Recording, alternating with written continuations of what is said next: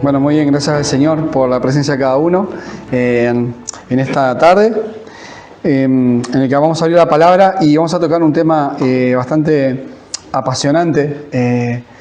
Y he escogido un título que es bastante popular y tiene un trasfondo histórico, que sería, el título, el tema de la predicación del día de hoy sería ¿A rey muerto o rey puesto? ¿Vale? ¿Alguien entiende la expresión del por qué esa frase? Es bastante sencilla de entender, ¿no? Pero alguien que se anime a decirlo. ¿A rey muerto o rey puesto? La gente no pierde tiempo si alguien no está, pero otra gente ocupa su lugar. Algo así. ¿Qué pasa luego de una baja médica larga? Pues alguien ocupa muchas veces tu lugar, ¿no? Tu puesto de trabajo. ¿A rey muerto o rey puesto? Pero la frase se acuñó realmente por hechos históricos de literalmente reinos en el que ya sea el rey estaba enfermo de gravedad y va a morir. Y ya sabiendo que el rey está en las últimas porque les da tiempo, ¿verdad? Ya tienen pronto a su sucesor. No pueden dejar un vacío de poder. Entonces la frase es: el rey ha muerto, ¡viva el rey! Contradictorio. Pero así es como se acostumbraron, bueno, las civilizaciones, todas las que han existido, los gobiernos, los reinos. Parece que esto comenzó en la antigua Europa, como en Francia, al final el viejo mundo, ¿no? A rey muerto, a rey puesto. Realmente vamos a hablar del rey de reyes muriendo en nuestra influencia, en nuestra vida, para poner un nuevo rey, que es nuestro propio yo. A rey muerto, a rey puesto. Eso fue lo que pasó desde el pecado original. En el momento que desde el principio, si tan solamente pudiéramos imaginar cómo fue esa perfección, donde no existía la maldad. Vamos a tratar de ponernos contemporáneos en donde estamos al día de hoy, los que han estudiado, los que han podido cursar su filosofía, han estudiado literatura, han podido estudiar, ¿no? Lo digo porque es cuando más te enfatizan con libros, con temas sobre frases y versos de tales filósofos, y eso que no te da cultura, te ayuda a entender cómo ven el mundo, la gente que no es de Dios, ¿no? Aún a la filosofía se debate qué es el bien, qué es el mal, qué es lo bueno, qué es lo malo, según las perspectivas, según es bueno y malo algo, según la sociedad en la que esté. Esto es un tema que a veces lo tengo que volver a repetir, porque ¿qué es el bien y el mal? El mundo sin Dios, el bien y el mal no tiene un sustento fijo, varía. Es bueno en mi país, en otro país es malo, pero vamos, definitivamente. Pero para Dios no hay países distintos. El bien y el mal está estipulado con una base sólida y firme. Él ha dicho lo que era bueno y nos ha enseñado lo que era malo. Ahora, volvamos un poco para atrás. ¿Podríamos imaginarnos tan solamente cómo era ese principio con la Trinidad nada más? Donde no había un gobierno que rivalizara con Dios. A ver si me explico bien. Antes que existiera el pecado, ¿quién reinaba además de Dios? Nadie. Podemos también ser muy incisivos con esto. Dios sigue siendo el único que reina. Él es rey. Pero Dios nos ha enseñado de que hay otro rey, de que hay otros gobiernos y que el gobierno de la maldad existe. Por lo tanto, está estipulado un nuevo gobierno. Antes de la caída no había una competencia en el mundo espiritual. Pero luego de la caída existe un rey. Se le llama el Dios de este siglo, el príncipe de las tinieblas, la maldad. Dios sí nos da las bases y nos tuvo que enseñar, porque claro, desde el principio no había pecado, era todo perfecto. Solamente intentemos imaginar esa comunión perfecta de la Trinidad. Era el principio de los tiempos, ellos dialogaban entre sí, miraban el cielo, la gloria, había paz, profundidad de comunicación, tenían una relación perfecta, no se aburrían. Estamos hablando de Dios Padre, Dios Hijo y Dios Espíritu Santo. Una eternidad aburridísima en nuestra perspectiva humana, pero en la perspectiva de Dios no le hacía falta nada. Es importante entender esto, porque Dios es eterno, Dios existió de siempre y no tenía necesidad de nosotros. Él tomó, o por decir Él, cuando hablamos de la Trinidad, hablamos de uno solo. Dios es trino, pero uno.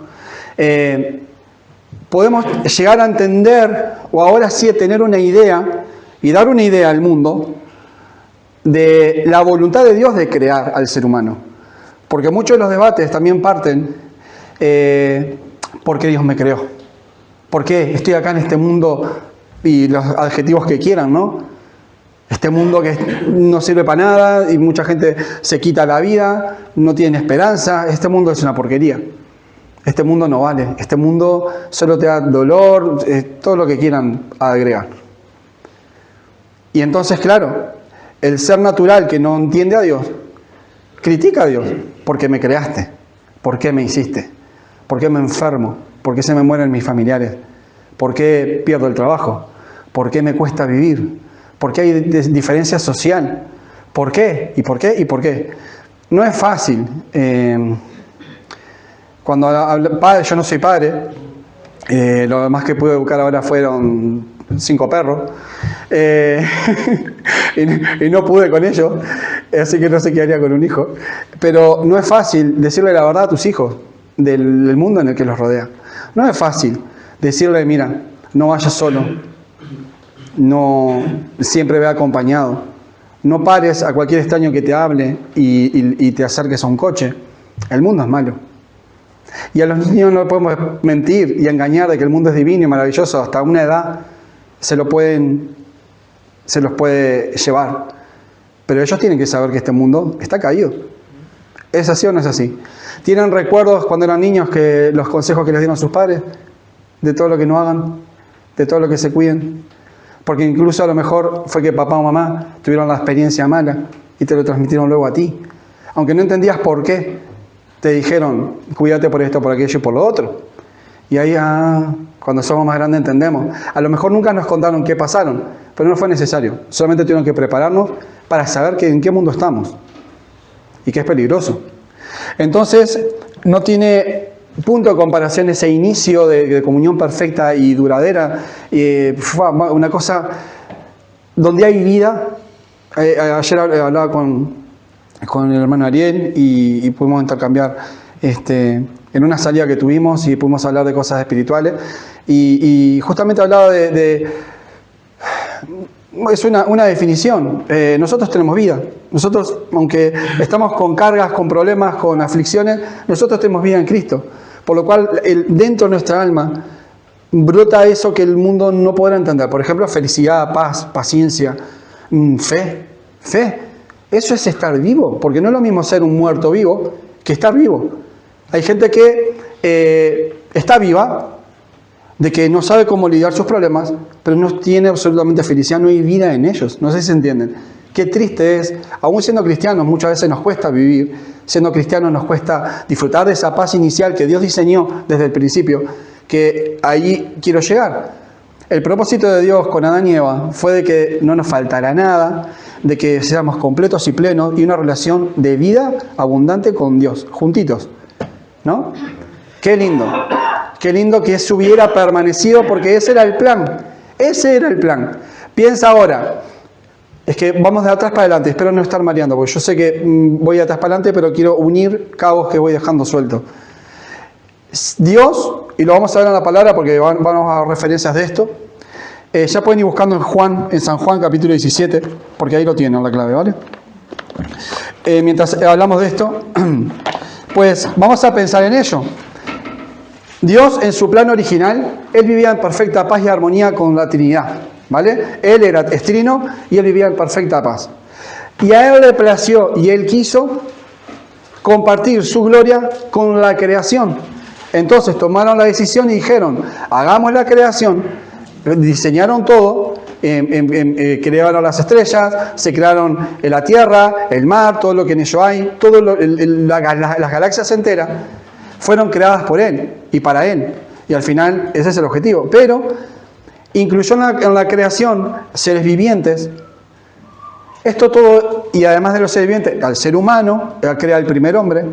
¿Todo con qué objetivo? Si tuviéramos que darle una respuesta al mundo que dice, Dios estaba tan tranquilo, ¿por qué no se quedó ahí? Porque lo que hay ahora es resiliencia hacia Dios. Y mucha. mucha pero brutal. Algunos menos y muchísimos mucho más. Y a medida que pasan las temporadas, según la escatología bíblica en la que vivimos, pues el amor a Dios se enfriará y muchos más rehusarán el cristianismo, ¿vale? Por lo tanto, este es un tema controversial y muy importante. Criticar a Dios y estar contra Dios es lo que va a estar de moda. Es lo que ya está, pero va a estar más. Y la idea es dar respuestas a los que a lo mejor serán salvos. Que sabemos que nosotros les predicamos a ellos para que entiendan lo que no entienden. Al menos nuestra visión poderla explicar y que la comprendan de esta manera. Dios quiso, porque Él quiso y fue su voluntad, compartir su gloria. Creó a los animales para que vivan en su gloria, en la que Él les permitió vivir, ¿no? Y a los hombres compartieran con su comunión, su gloria, darle lo que les correspondía a los hombres, cuidar a los animales, el huerto, y está conmigo. Diseño exquisito. Un coche de lujo recién salido, o eso que más te guste, la casa de tu sueño, eso que tú te la entregan y huele a nuevo, que todo está recién limpio, y no me merezco tanto. Eso es lo que Dios le dio a la humanidad, algo que no nos hacía falta de ir a hacer más nada que disfrutar. Hace tiempo no me siento así. Cuando era niño me acuerdo que era comer, dormir, jugar. Eso era la gloria para nosotros, siendo humanos. Ahora no, ahora tenemos que trabajar y apenar y apechugar. Si se entiende eso, meter pecho y echar para adelante. Hombro, rompernos la espalda, lesionarnos, enfermarnos, seguir adelante, recuperarnos, volvernos a enfermar, morir. Es dura la vida real. Pero todo tiene un porqué. Dios no diseñó de que el hombre tuviese una condición caída, sino que fue voluntad del hombre. Sabemos que el pecado original pasó eso. ¿Qué dice Juan 17:5? Ahora pues, Padre, glorifícame tú al lado tuyo, con aquella gloria que tuve contigo antes que el mundo fuese. ¿Podemos imaginar la gloria? Yo quiero que me ayudó mucho a escribirlo. Yo voy escribiendo palabras que me resaltan en el mensaje, y se me ha repetido la palabra gloria. Vamos a leerlo en el versículo 24. Padre, aquellos que me has dado, quiero que donde yo estoy, ellos también estén conmigo, para que vean mi gloria que me has dado, porque me has amado desde antes de la fundación del mundo. ¿Por qué? Jesús está diciéndole a Dios, a ellos quiero que vean mi gloria. Y ora por nosotros los salvados. Obviamente que voy a por los que van a ser salvos.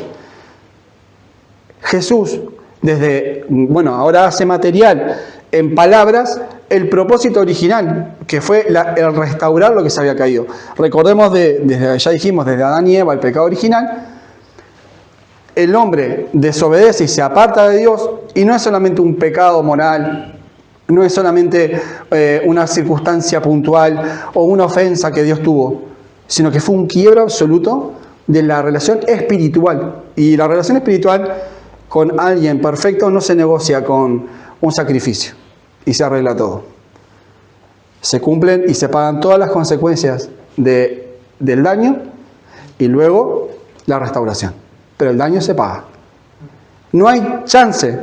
Es aquel juez justo que cuando nosotros cometemos una pena, vamos al juicio, nos sientan en el banquillo, viene el abogado, vienen los testigos, te dicen el caso, testificas, mientes, te muestran las pruebas, eres acusado, te dictan una sentencia, vas preso y luego te arrepientes estando en la cárcel. Te puedes arrepentir, pero las consecuencias de un juez justo se tienen que cumplir pese a que estés arrepentido o no. Pudo haber confesado el asesino serial que mató a tantas personas, o el que estafó a gente inocente con llamadas por teléfono y haciéndoles clicar, que ahora está el phishing y esto de los hermanos Gerson sabrá más, si trabaja en seguridad o en todo lo que corresponda a tecnología, cómo pescan a la gente con transacciones que no queremos y con suscripciones que no estamos enterados que estamos metiendo o no, y ese tipo de cosas. Entonces hay gente que está para engañar y por más que se arrepienta, las consecuencias se pagan, y luego saldada la deuda, se te dice, se toca el barrote, se abre la llave, coja sus cosas, puede coger sus pertenencias, está libre. es una fotocopia de la circunstancia como Dios trata con el ser humano. La consecuencia del pecado se paga, aunque el objetivo es la libertad del condenado, del que está perdido.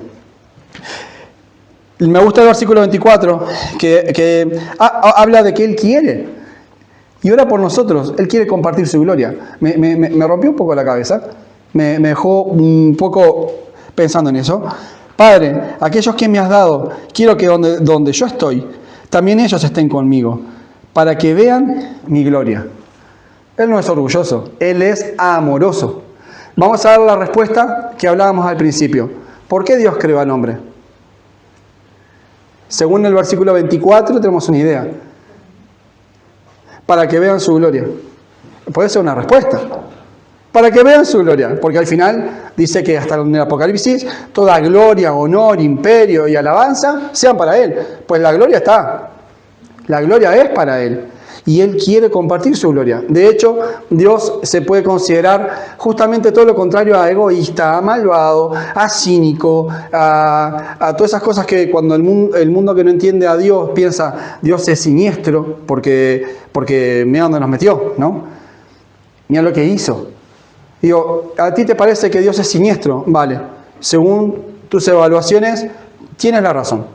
Porque obviamente, si somos objetivos, yo no te voy a decir que no tienes la razón. Tienes toda la razón de que Dios es siniestro. Es cínico, es malvado, es injusto. Pero te voy a decir que tienes la razón porque estás mirándolo con tus parámetros. Pero tienes la razón. Nadie puede decir que no, porque lo que tú dices no está inventado. Tienes pensamientos que a lo mejor están acertados de que no tienes respuestas. Pero no puedes aceptar esa respuesta. Vieron que no le estoy hablando solo a ustedes, le estoy hablando a los que pueden escuchar. Esa respuesta que te has elaborado y que te has inventado, ¿sobre qué fundamentos está? ¿En que Dios es tan injusto porque tú crees que es injusto? ¿O Dios es injusto porque hay evidencia que Él es injusto? Si vamos a acusar y vamos a ir a un tribunal y vamos a debatir contra Dios, cojamos las pruebas que hablen de que Dios es siniestro y no le sigamos. Pero si no las hallamos, entonces vamos a ver las cosas de otra manera. Yo prefiero, si me preguntan a mí, ¿pero hubieras preferido que Dios no creara la humanidad? Piensa en esto, para no ser egoísta, vamos a pensar así. Si dependiera de alguno de nosotros esta decisión, y Dios pudiera invertir el tiempo, el pasado, y resetearlo, pero Dios viniera ahora en su voluntad, ahora pues se pusiera aquí en la iglesia, y te preguntara, te estoy hablando personalmente, ¿no? Mira, como soy bueno y soy justo y veo tanto dolor, he decidido cambiar lo que yo había dicho. No va a haber infierno, no va a haber el anticristo, no va a haber nada de eso. Pero depende de ti, ¿lo hago o no lo hago? O sea, eso significa que tú no vas a existir, ¿vale? Ni tus familiares, ni tus amigos, ni no sé, el ser más injusto, el menos justo, todo. Pero todo depende de tu decisión. Yo soy Dios, yo soy absoluto. Pero te voy a plantear esa pregunta, te estoy planteando esta pregunta y si tú me la respondes, yo voy a hacer lo que tú me respondas. ¿Qué hago? ¿Reseteo a la humanidad hasta el principio y me quedo como en el principio yo solo de la Trinidad? ¿O seguimos para adelante? ¿Qué le responderías a Dios? ¿Y qué argumento tendrías para responderle a Dios de eso? ¿Por qué le dirías, Señor, sigue para adelante? Que haya gente que vaya a la condenación, otros vayan al cielo, sigue para adelante, ese plan estaba bien. No, te vuelves un poquito siniestro ahora tú. Ya parece que no es Dios, ya parece que fueras tú. ¿Ven la situación difícil en la que estamos? Es una decisión que humanamente dividiría la sociedad en millones de partes. Cada persona tendría una opinión distinta en este tema. ¿Por qué? Lo que pasa es que esto no hay que analizarlo emocionalmente, ni intelectualmente. Al menos yo hoy voy a dar la respuesta que yo sí daría.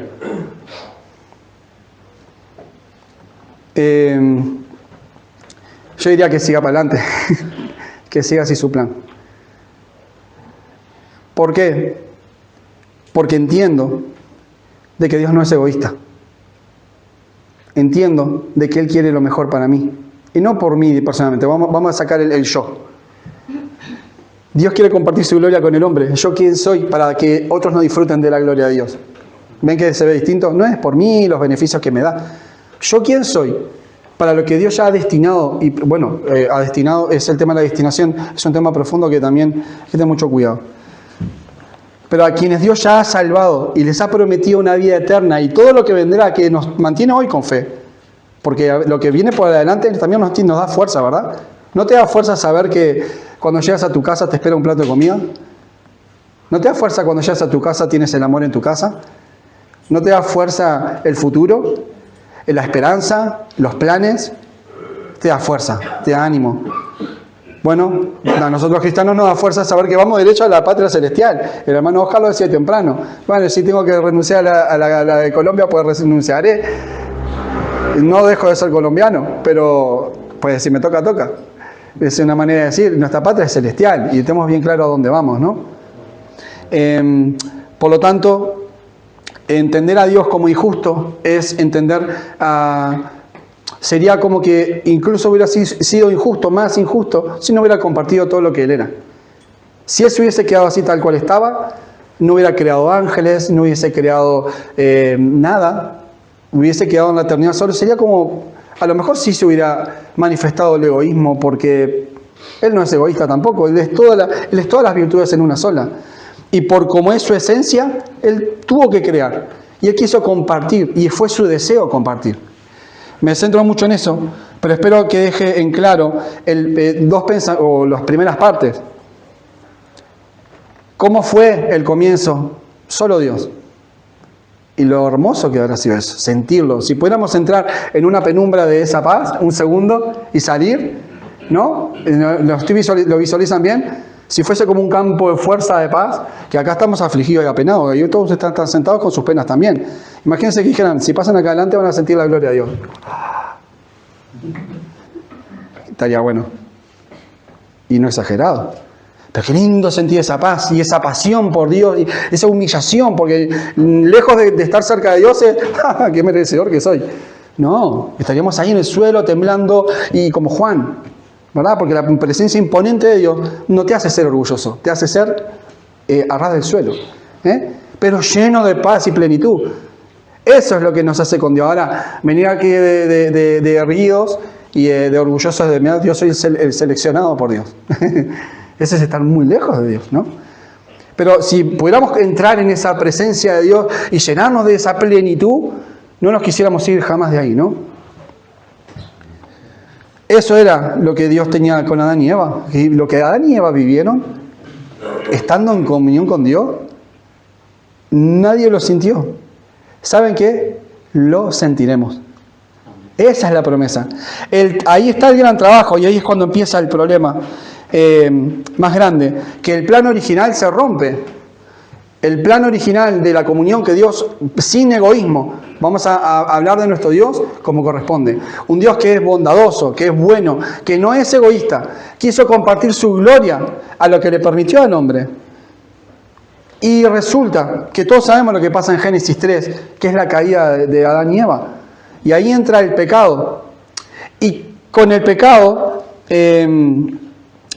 entró justamente un pecado mortal, por decirlo así, que estropeó su vida espiritual con Dios, su relación con Dios. Se llenó de esa...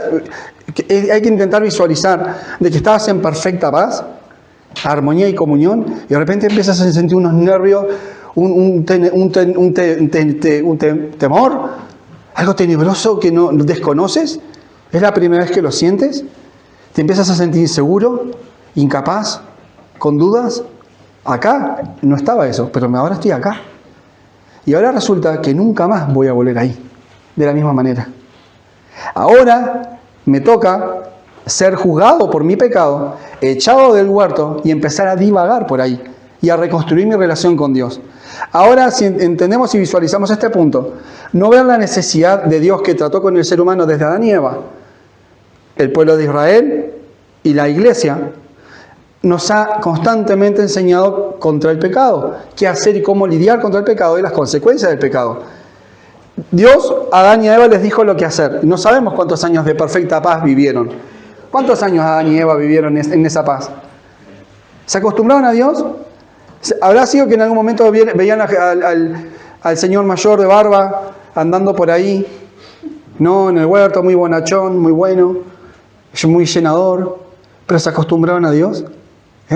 Es lindo estar acostumbrado a lo lindo. Es lindo estar acostumbrado a que el coche siempre funciona bien, pero cuando el coche empieza a funcionar mal, es todo muy raro.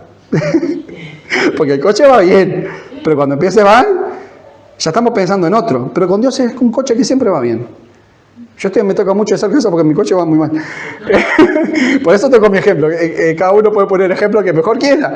La relación con mi esposa iba bien y ahora va mal. Y esas cosas son así. Se acostumbraron a estar bien. Pero estaban preparados para saber lo que sería tan malo lejos de Dios. A lo mejor no eran tan conscientes, porque si hubieran sido tan conscientes, no lo hubieran hecho. Yo pienso que si hubieran sentido toda esa tenebrosidad por un lapso de sueño, no hubieran entrado. No, Adán y Eva no tocaban ese. Pero es una suposición, esto no se puede predicar, ¿vale? Como sea, entendería que no lo harían, porque sabrían todo lo que perderían. Pero el tema es que con Dios las cosas no es...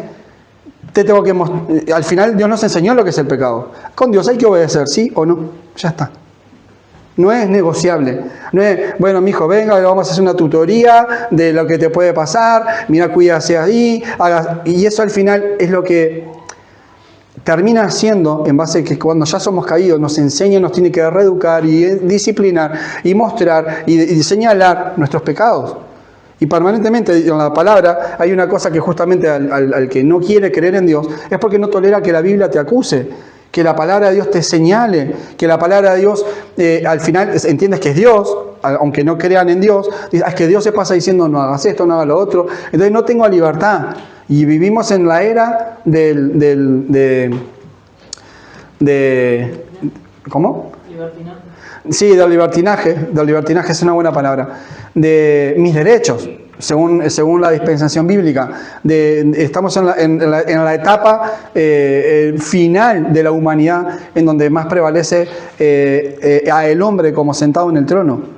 Por eso que cuando vemos la imagen de un rey muerto y un rey puesto, es cuando Dios era rey y Él gobernaba en el hombre, sobre el hombre, pero el pecado entró por el hombre. Alguien ocupó directamente esa silla, la que ocupaba la paz y la comunión de Dios, que antes el hombre podía estar ahí. Cuando se muere la relación con Dios, vino otro rey. A rey muerto, rey puesto. Entró el pecado. Y el pecado y las consecuencias del pecado empezaron a gobernar sobre el hombre. Ahora, Dios, como lo tiene todo muy claro y el hombre todavía no, Dios le va a mostrar cómo va a desterrar de nuevo a ese pecado de ese trono para volver a recuperar el trono original. Y ahí se cierra la historia. Dios gobernaba, el hombre quitó al rey de reyes de su trono, de su corazón, pero Dios dice, yo lo recuperaré. Ella es profecía, ya no depende de ti, lo voy a hacer yo. Pero las consecuencias son tuyas, pero yo lo voy a recuperar. Miren, vamos a ir a Isaías 59.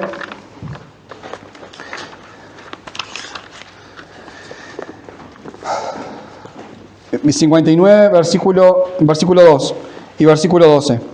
Confesión del pecado de Israel, ¿vale? Habla fuertemente sobre esto. Pero vuestras iniquidades han hecho división entre vosotros y vuestro Dios, y vuestros pecados han hecho ocultar de vosotros su rostro para no oír. Si hay algo que la Biblia deja en claro, es hablar del pecado. Para el pecado Dios no se anda con vueltas, y envía a sus profetas para mostrarles su voluntad. Cuando Dios envía a Isaías para hablar a su pueblo, le dice las razones por las cuales Dios está enojado y castigará al pueblo.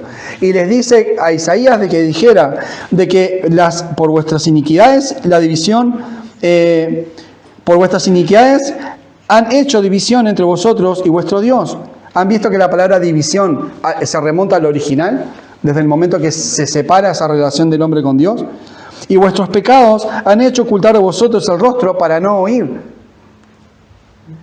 Habla directamente del pecado y peor, dice que no tienen justicia, que son vanidosos, y que ponen huevos de áspides, como de serpientes.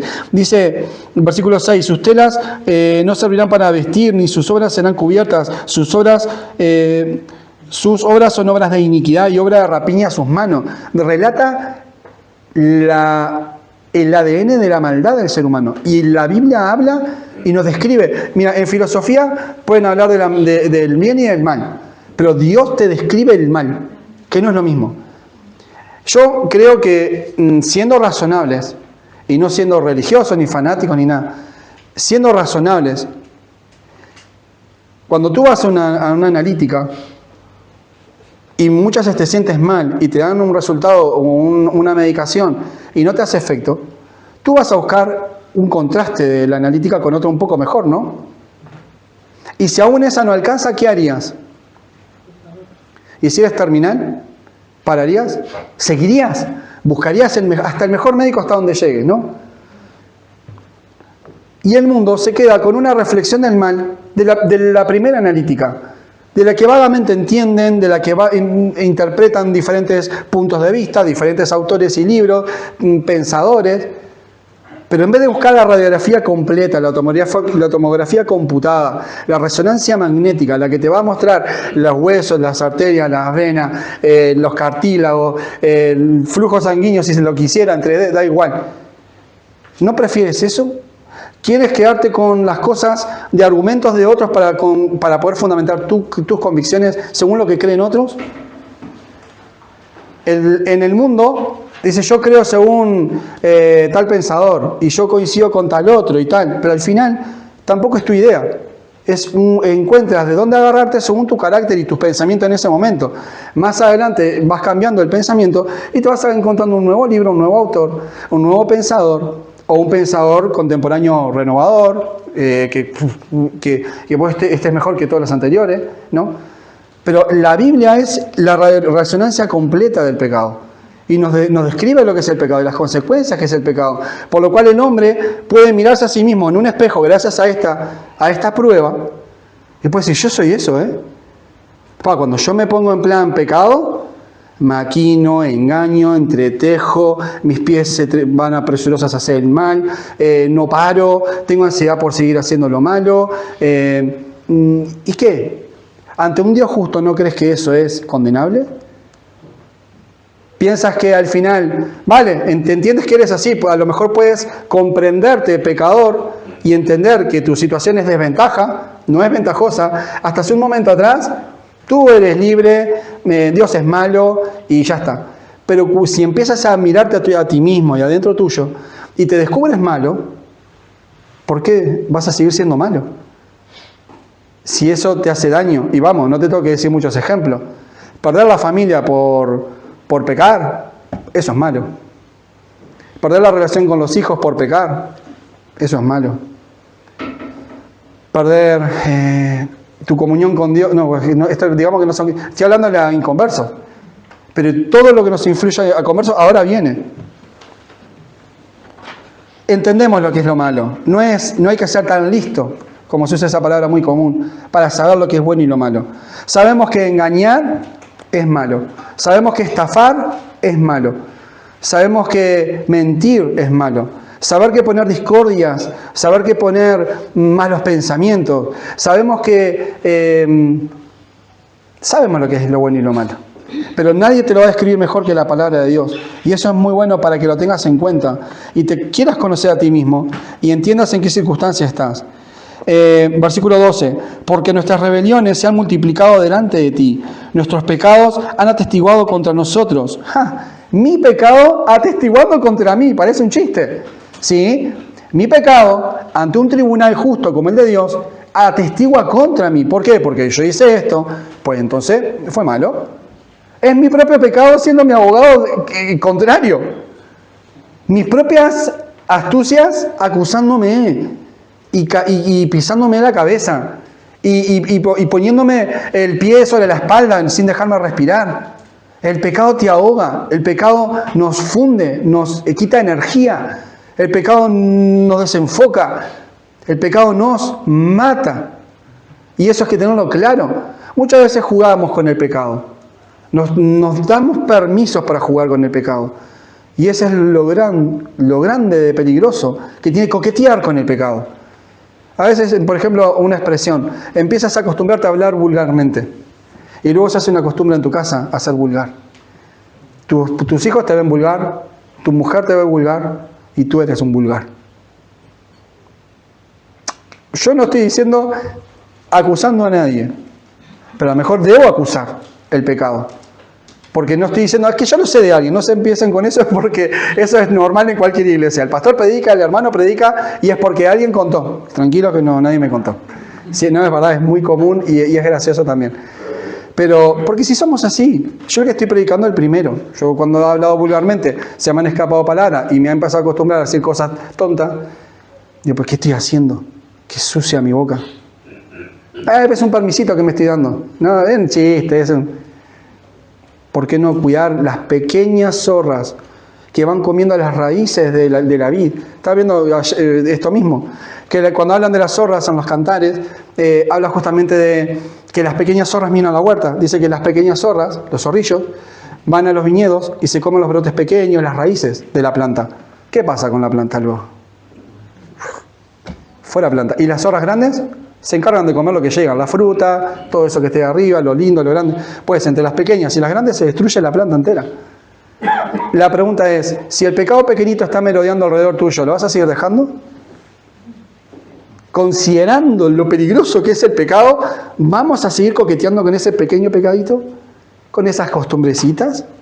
¿Con esos permisitos? Somos muy responsables de lo que no hacemos. Y eso es un llamado a la atención, a que tengamos temor de los pequeños pecados. Amén. Muchas veces decimos, no es que yo me considero justo, mi relación con Dios va bien, pero de los pequeños pecados estamos infestados como moscas chiquititas de cementerio que se te pegan en el cuerpo. ¿Nunca fueron a un cementerio? Es feo. Yo estuve tiempo, por no decir semanas o meses, sintiendo el olor a muerto en la nariz. Es feo, porque no sé por qué, pero como que se me quedó grabado ese aroma y por más que me bañaba, por más que me echaba perfume, por más que me ofrecía para lavar de vuelta los platos, para sentir el olor del jabón, da igual. Me quiero intentar expresar que la muerte hiede, es hedionda. La muerte no es agradable. Y esas mosquitas del cementerio me acuerdo que se te pegaban por todos lados y están por ahí. Y no te traigas una, te da un asco de muerte, justamente. Pues no me molesta una mosquita, otra mosquita y otra más. No sé a mí es que ya me molesta media. Pero me refiero a que el pecado tiene que ser repulsivo para nosotros al igual que, y más que esto. ¿No te gustaría moscas de cementerio en tu boca, no? Pues no dejes que el pecado pequeño se meta en tu corazón. No lo dejemos. Es un llamado grande de atención, porque también hay un gran trabajo en el que me voy a centrar en identificar los pecados pequeños, en hacer el trabajito minucioso, no ignorarlo. ¿Cuáles son mis pecaditos pequeños? Porque al final, como no se ve tanto, es la astucia del enemigo. Un montón de hormigas matan al bicho que te quieras imaginarte. Un montón de pecados pequeños van a secar nuestra planta, la van a matar. Eso significa que van a matar lo que más amas, sobre todo primero que nada tu relación con Dios. El pecado no es un error moral, fue un golpe a su estado espiritual. Y esto es grave. ¿Por qué? Porque a partir de ahí se sentó el ego en el trono. El ego, el deseo y el pecado. ¿Vale? 1 Juan 2:16. ¿Algún hermano que lo quiera leer fuerte? 1 Juan 2:16.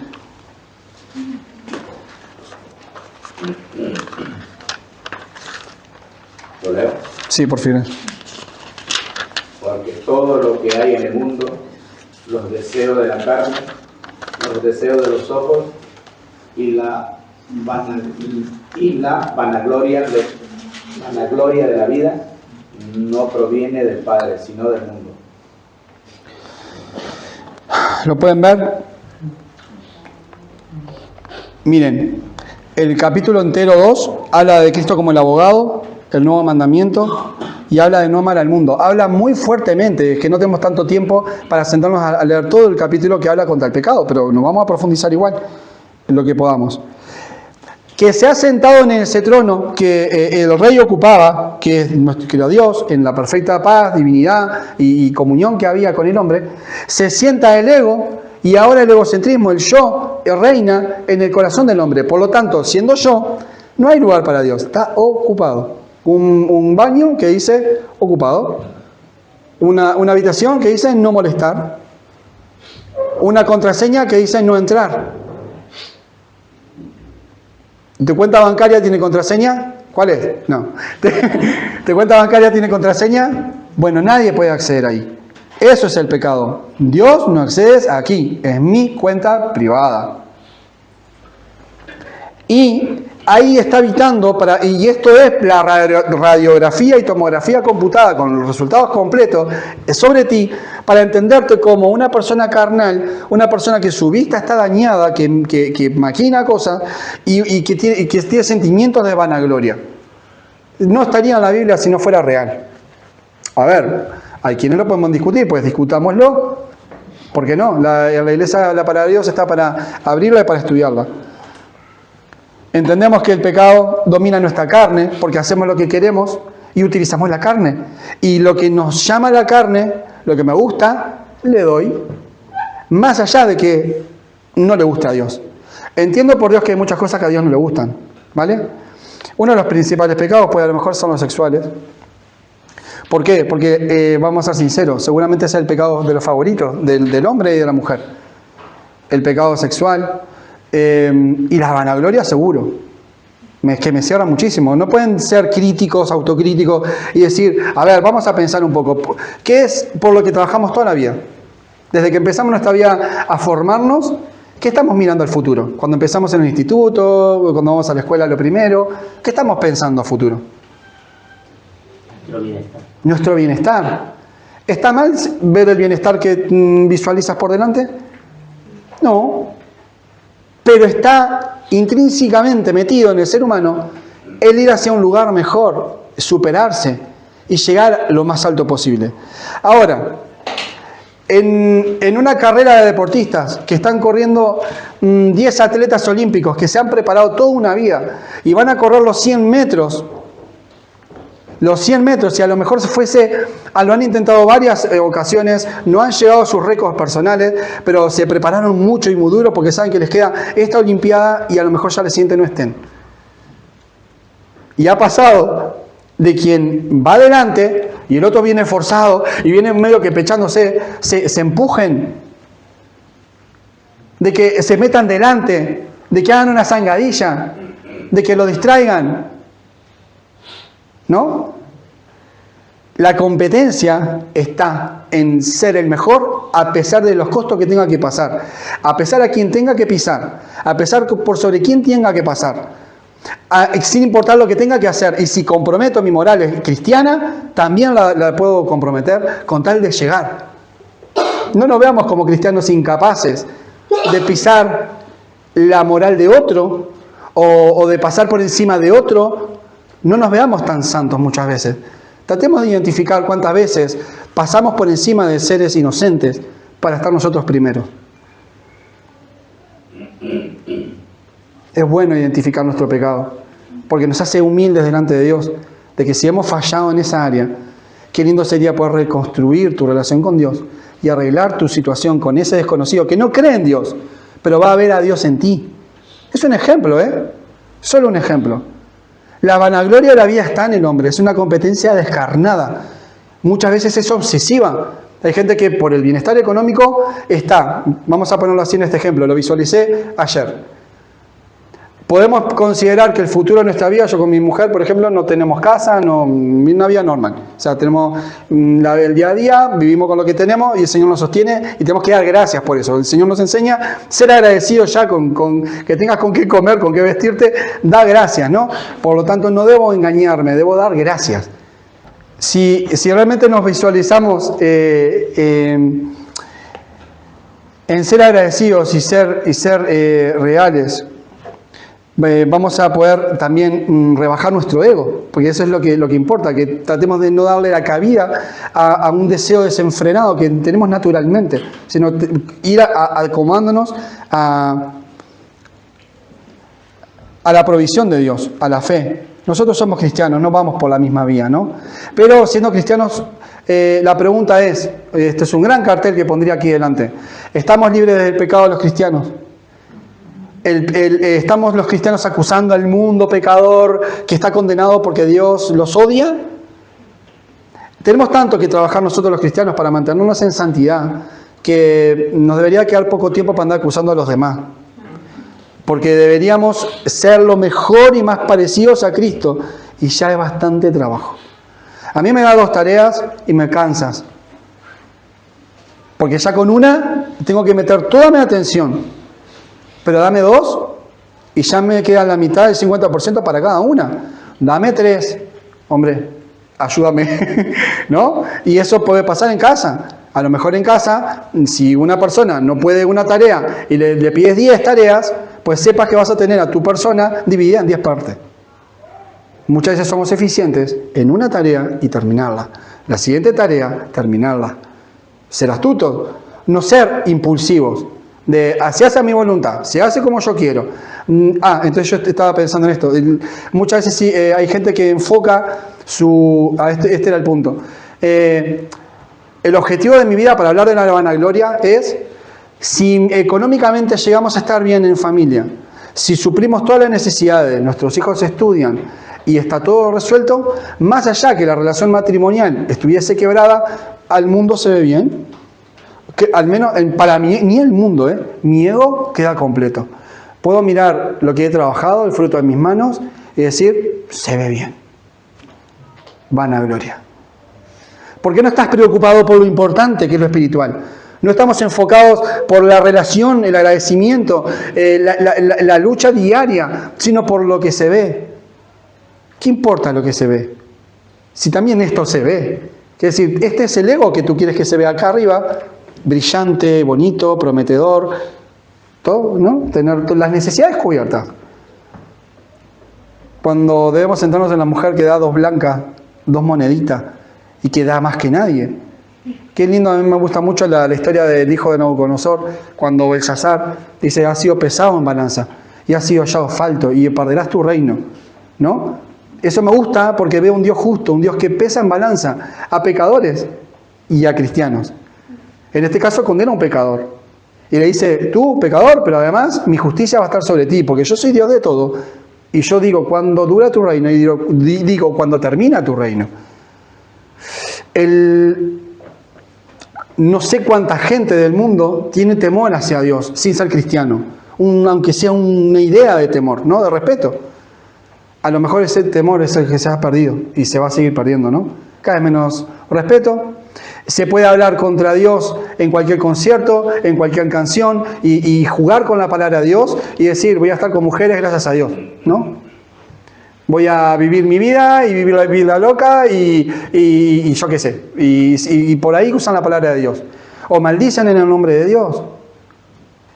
Lamentablemente, y tengo que decirlo aunque me duela, España peca de gravedad con cada vez que en el nombre de Dios insultan.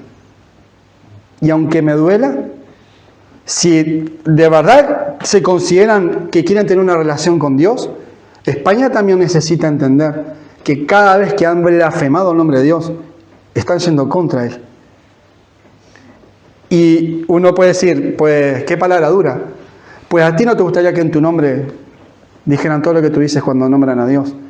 Y no tengo que ahondar más. Me da mucho dolor que a alguien tan santo y bondadoso que quiso compartir su gloria, se lo tenga como la peor escoria de la que puedo maldecir.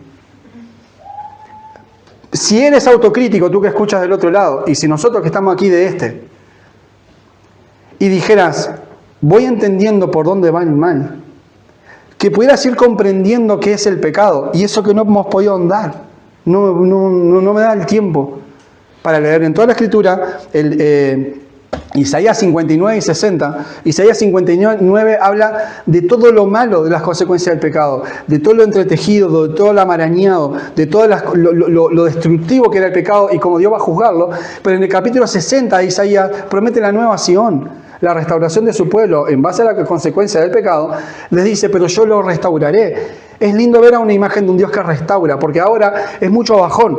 Dios castiga, Dios da, que soy pecador, me voy con una carga a mi casa. Bueno, pero recuerda que el capítulo 60 habla de la nueva Sión.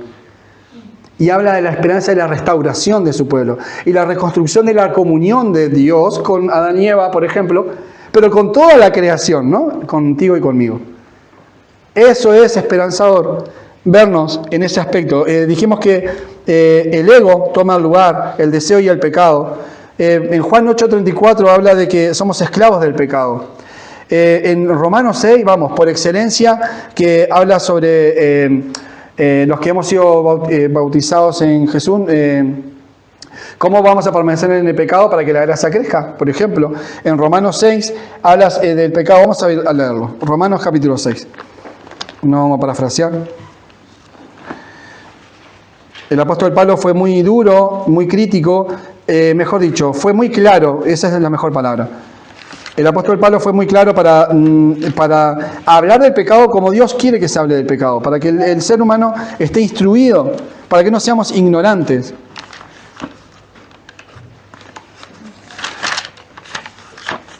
Vale, Romanos capítulo 6, versículo 1, vamos a leer desde ahí. ¿Qué pues diremos? ¿Perseveraremos en el pecado para que la gracia abunde? En ninguna manera, porque los que hemos muerto al pecado, ¿cómo viviremos aún en él? ¿O no sabéis que los que hemos sido bautizados en Cristo Jesús, hemos sido bautizados en su muerte? Porque somos sepultados juntamente con él para muerte por el bautismo, a fin de que como Cristo resucitó de los muertos por la gloria del Padre, así también nosotros andemos en una nueva vida. Porque si fuéramos plantados juntamente con él a semejanza de su muerte, si fuimos plantados juntamente con él a imagen de la muerte de él, también seremos a la de su resurrección, sabiendo esto, que nuestro viejo hombre fue crucificado juntamente con él, para que el cuerpo del pecado sea... ¿Hay negociación acá? No, el cuerpo del pecado tiene que ser muerto. Tiene que venir algo nuevo. A fin de que no sirvamos más al pecado. Y no habla de matar al cuerpo físicamente, sino matar la influencia carnal que está en el trono de tu corazón cuando Dios no está ahí. Porque el que ha muerto ha sido justificado del pecado. Y si morimos con Cristo, creemos que también viviremos con Él. Nadie está invitando a un suicidio grupal. Porque mucha gente dirá, ¿pero de qué está hablando? ¿No? Sí, es verdad que allá en Estados Unidos 900 personas se mataron esperando, porque venía un asteroide y decían que ahí venían unos marcianos que los iban a llevar. Ese era el arrebatamiento. 900 personas se suicidaron en esa ciudad, ese pueblo de Estados Unidos. No lo digo bien, pero es así. Creyendo algo que no era, ¿no? Pero se mataron, dijeron, bueno, el cuerpo tiene que ser muerto, ¿no? Si mi ojo me da ocasión de caer, me lo quito. Y fue un niño con síndrome de Down que se quitó un ojo. Yo he escuchado eso desde chico, porque no entendió y escuchó y fue de su casa, se quitó el ojo. Pero no era eso, él no había entendido que eso no era lo que realmente le iba a mantener santo delante de Dios. Bueno, a lo mejor ya tiene un ojo menos para pecar, sí, eso es cierto. Pero no era como le iba a sanar espiritualmente, ¿no? Entonces matar el cuerpo no es una invitación a un asesinato, suicidio general.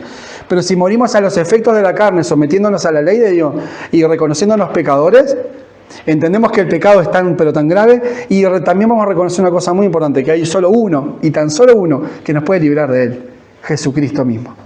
Amén. Y si morimos con Cristo, creemos que también viviremos con él, sabiendo que Cristo, habiendo resucitado de los muertos, ya no muere. La muerte no se enseñoreará más de él, otra vez, porque en cuanto murió, el pecado murió una vez por todas, mas en cuanto vive, para Dios vive. Así también vosotros, considerados muertos al pecado, pero vivos para Cristo Jesús, Señor nuestro. No reine pues el pecado en vuestro cuerpo mortal, de modo que obedezcáis a sus concupiscencias. Nombres y apellidos. No anda con vueltas. El pecado te lo va a describir no como pecado solamente. Malicia, engaño, avaricia, los pecados capitales lo describen bastante bien. Pero hablar de concupiscencias, hablar de toda esa decadencia, es algo que, es corrosión pura al alma, ¿no? Quita la moral, la destruye. Ni tampoco presentáis vuestros miembros al pecado como instrumentos de iniquidad, sino presentarlos vosotros mismos a Dios como vivos de entre los muertos, y vuestros miembros a Dios como instrumentos de justicia. Porque el pecado no se enseñoreará de vosotros, pues no estáis bajo la ley, sino bajo la gracia. ¿Qué pues? ¿Pecaremos porque no estamos bajo la ley, sino bajo la gracia? No, de ninguna manera. De ninguna manera, porque el pecado nos va a seguir afectando siempre, y siempre estamos sujetos bajo la ley del pecado en el sentido de la influencia del pecado. Y estar sujeto bajo la gracia no significa que estás libre de la influencia del pecado. Estaríamos muy equivocados, y creo que nosotros ya lo tenemos muy claro que no es así, por lo cual no hay que ahondar demasiado. Estar bajo la gracia, el perdón que ya de una sola vez somos perdonados y salvados para siempre, según nuestro reconocimiento del pecado y reconociendo a Jesús como el Hijo de Dios, somos salvos por la sangre de Jesucristo, que nos limpia de pecado, somos salvos de toda esa malicia de que se nos adquirió desde el tiempo de Adán y Eva, desde aquel tiempo. Nacemos malos. Hay gente que piensa, hasta por ejemplo dicen a Jesús Adrián Romero, un cantante cristiano, de que ha influido mucho en la cultura cristiana, pues como he escuchado hartar sus discos, seguramente, pero sus convicciones cristianas han ido devariando mucho en el correr del tiempo, hasta llegar a decir públicamente de que él considera que el ser humano nace bueno, simplemente que se pervierte luego.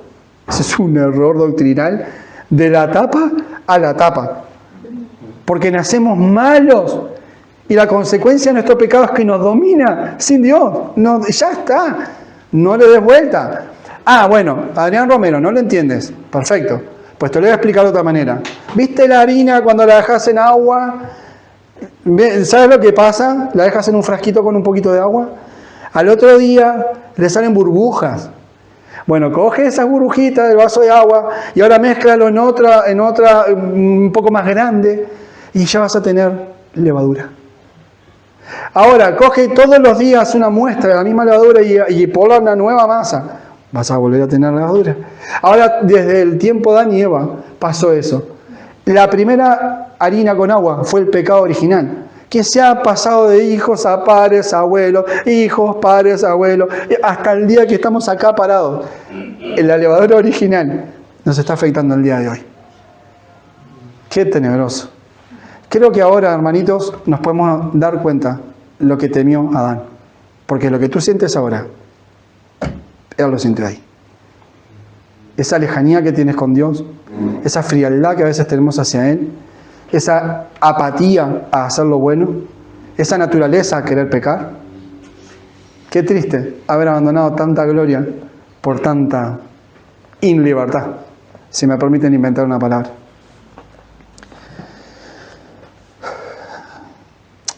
Recordar que sí, que el pecado habla de que no sabéis, versículo 16, que si os sometéis a alguien como esclavos para obedecerle, sois esclavos al que obedecéis, sea del pecado para muerte o para obediencia para justicia. O sea, la pregunta es, ¿decides tú, hombre pecador, mantenerte en tu pecado, ser rebelde y ser consciente de que tu juicio va a llegar por tus propias concupiscencias? Pecador, ¿vas a mantenerte en esa condición sin arrepentirte o vas a considerarte necesitado de salvación por el único que la provee? Esa es una gran pregunta. ¿Vas a seguir en tu pecado? Y te voy a decir otra cosa, pecador. Y no te digo porque seas yo mejor que tú. Te digo como hombre pecador que no cree en Dios. No ignores de que ya ni siquiera es Dios el que te acusa, y me puedo corregir con lo que estoy diciendo, porque lo estoy diciendo y me puedo corregir. Recuerda que es tu propio pecado el que te señala a ti. Dios va a usar lo que te señala. La evidencia. ¿Dónde encojo? Bien. Si me pongo como detective, pues evidencia 1. Pues engaño,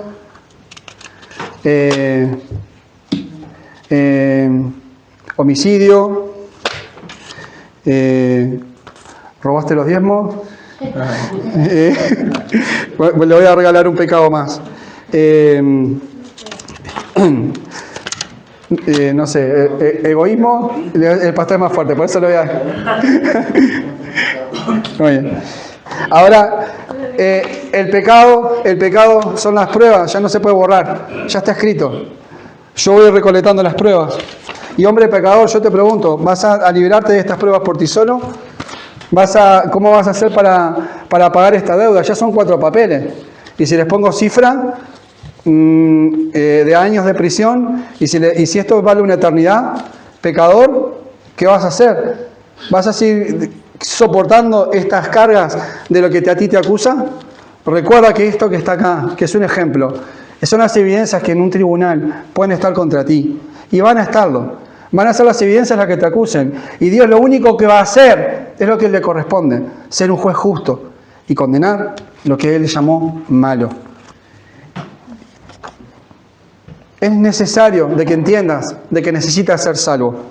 De que Dios ha provisto un camino de salvación. Efesios capítulo 2, con eso vamos a terminar. Bueno, Efesios es hermoso. Justamente lo narra todo, ¿no? Habla de salvación por gracia, habla de la santidad, habla de la unidad en el Espíritu, habla de una nueva vida con Cristo, habla de una restauración. Es por fin llegar al...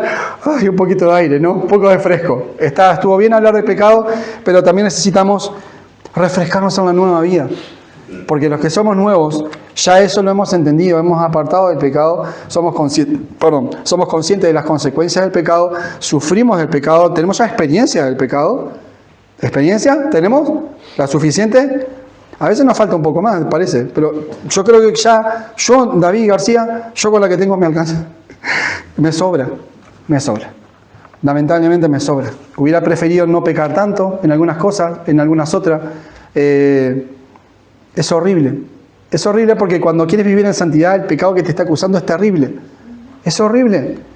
Si el pecado está acá mirándome, es esto, es una molestia. Es como una cosa que la tengo acá viéndola y no la quiero ver, pero está ahí. Eso es el pecado, molesta. Molesta para el que quiere vivir en santidad. Y nosotros queremos estar santos, bueno, oramos al Señor, nos arrepentimos de nuestro pecado, lo abandonamos, lo confesamos y vivimos una vida que ya no nos acuse. Amén. Es así, y nosotros podemos disfrutar de esa gracia, de esa restauración, ese perdón, y sentirnos en paz y en soledad con el único verdadero dueño de la vida, porque si yo las técnicas las utilizo para estar mejor mentalmente, emocionalmente, vale, puede que valgan para respirar un poco mejor, pero las del alma, solo las va a sanar Dios. Esa paz profunda y respiro de aire fresco de verdad, lo puede dar solamente tu comunión restaurada con el Señor. Es lo lindo de tener vida. Tenemos un cuerpo que no está inerte, tiene vida, la vida de Dios que está puesta en nosotros. Y a través del cuerpo de la iglesia, nos edificamos, crecemos, no nos justificamos, sino nos humillamos, ¿no? Todo lo que nos corresponda. Efesios 2:11 dice: por tanto, acordaos que en otro tiempo vosotros los gentiles, en cuanto a la carne, erais llamados de la incircuncisión para la llamada circuncisión hecha de mano de carne. Bueno, puede ser.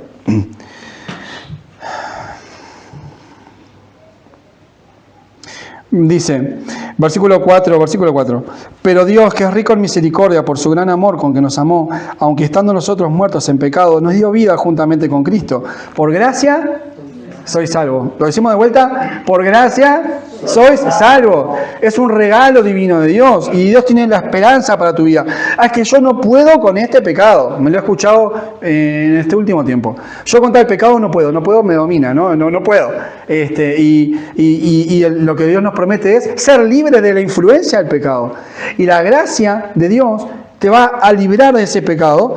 Dice que todo es restaurado nuevo. No puede permanecer el pecado en el que estás cerca de Dios. Hay que estar cerca de Dios. Hacer las recetas y claves para liberarnos de vicios lejos de Dios resultan un tiempo, pero no sanan. Por un tiempo algunos no mirarán videos XXX. Por algún tiempo algunos no harán las malas costumbres. Por algún tiempo, porque las técnicas funcionan. Como placebos a corto plazo. Pero cuando no está Dios metido, eso no tiene sanación. Cuando Dios sí se meta, no hay que preocuparse por eso. Hay que estar trabajando en ello. pero seguramente la victoria la va a dar. La va a dar porque estás en el Señor, ya no estás lejos. Y no es una promesa vacía. Yo puedo contar mis propias experiencias también y decir, Dios a mí me ha quitado de cosas que no debía hacer a las que debía hacer. Y le doy la gloria a Él, porque yo acá no estoy para justificarme, estoy para humillarme y para reconocer el poder de Dios sobre el pecador. Punto. Si acá la gloria es para Él, no es para nosotros, ¿qué más gloria va a tener tú y yo? Ninguna. La gloria tiene que ser para Dios. Amén. Al contrario, que cuando nos vean humillados, Dios se glorifique. Eso es lo único que importa. Aunque estando nosotros muertos en pecado, nos dio vida juntamente, versículo 5, por gracia sois salvos. Y juntamente con Él nos resucitó, asimismo nos hizo sentar en lugares celestiales con Cristo Jesús. ¡Gloria a Dios! Es como profetizarlo, ya nos hizo sentar. Y si no, yo estoy acá, ¿tú estás en gloria? ¿Tú, Paul? ¿Has ido ayer? ¿No? ¿Tuviste un sueño de revelación? ¿Bajó una sábana con animales? ¿Acostaste tu cabeza en uno de las vigas de hierro ahí y tuviste una visión? No, ¿verdad? No llegamos a la gloria, a estar ahí, pero es que la promesa es que estamos ahí.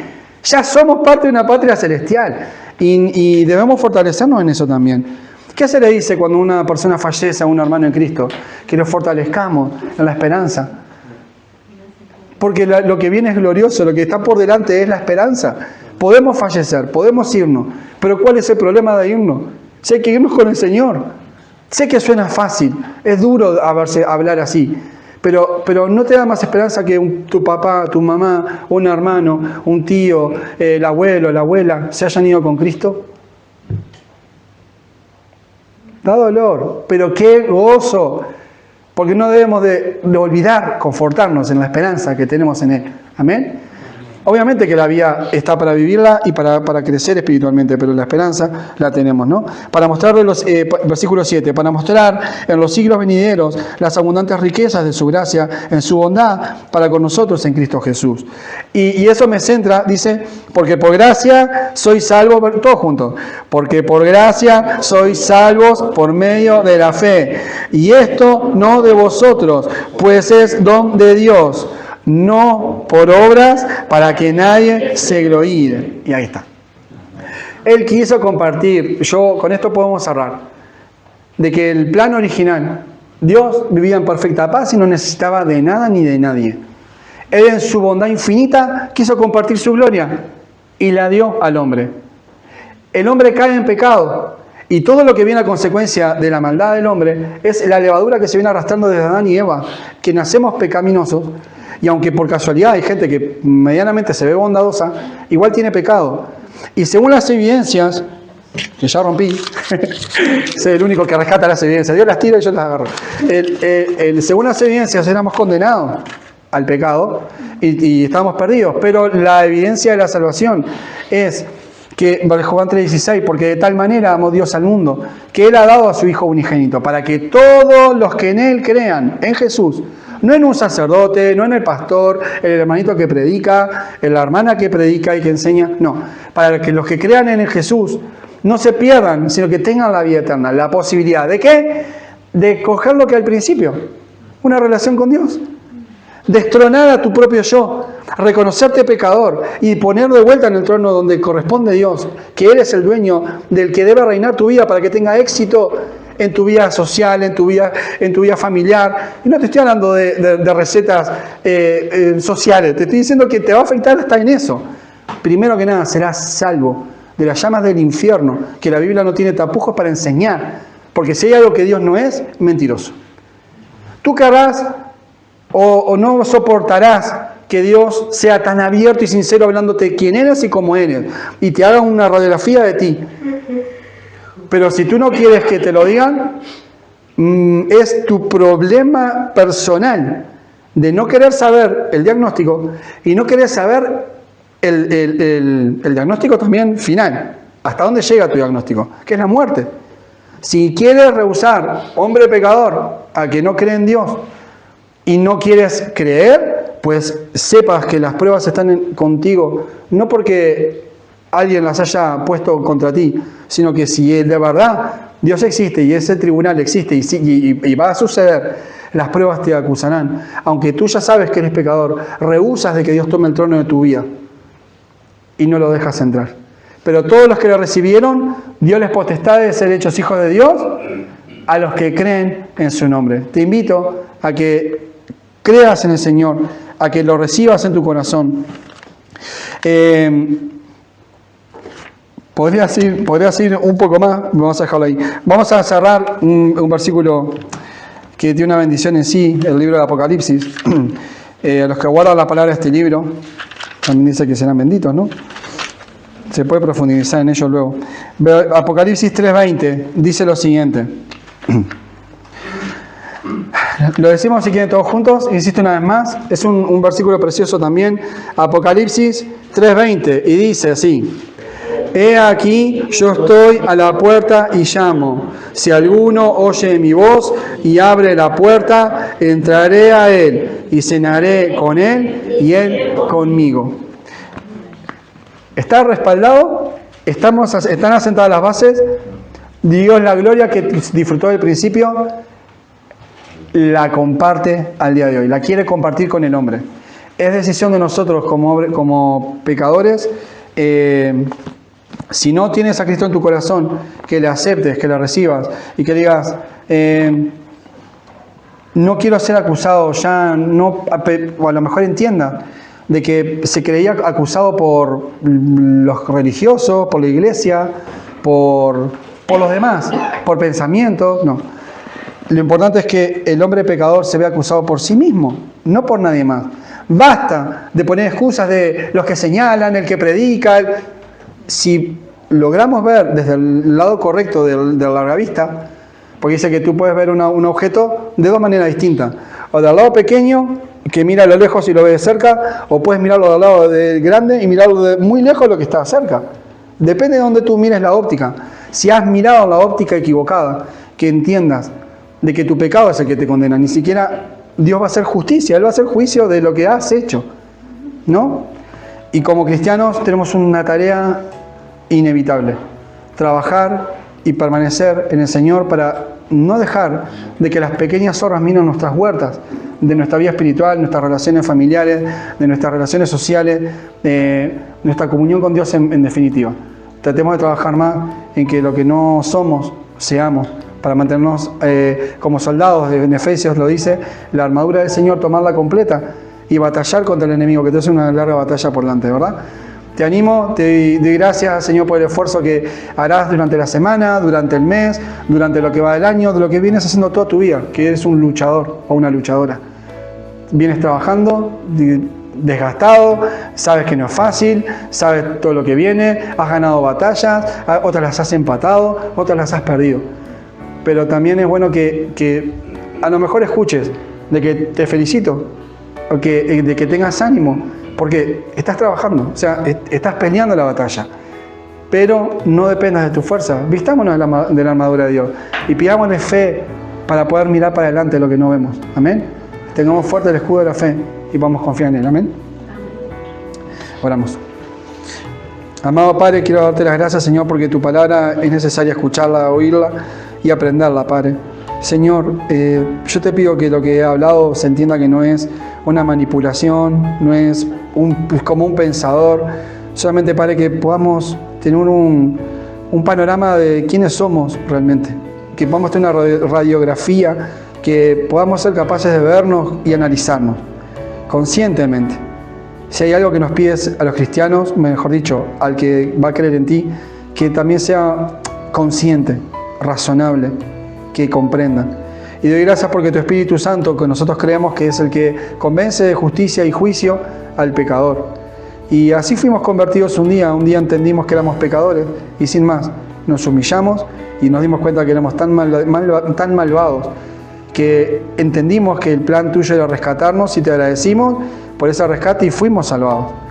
Señor, hoy quiero darte las gracias porque ese Rey que a lo mejor un día fue muerto, ese Rey ya fue puesto y has tomado el trono de nuestra vida, nos has salvado, nos has restaurado, Padre, y nosotros los que tenemos la esperanza, el Rey vive de nuevo en nuestro corazón. Antes estábamos apartados, pero el que se ha sido convertido y salvo, has podido gobernar ya otra vez en el trono de nuestro corazón. Te damos gracias porque reinas en Él, pero te pido por los que no te tienen en su corazón, por los que están en tinieblas, porque el trono de su corazón es su ego, su orgullo, su apatía.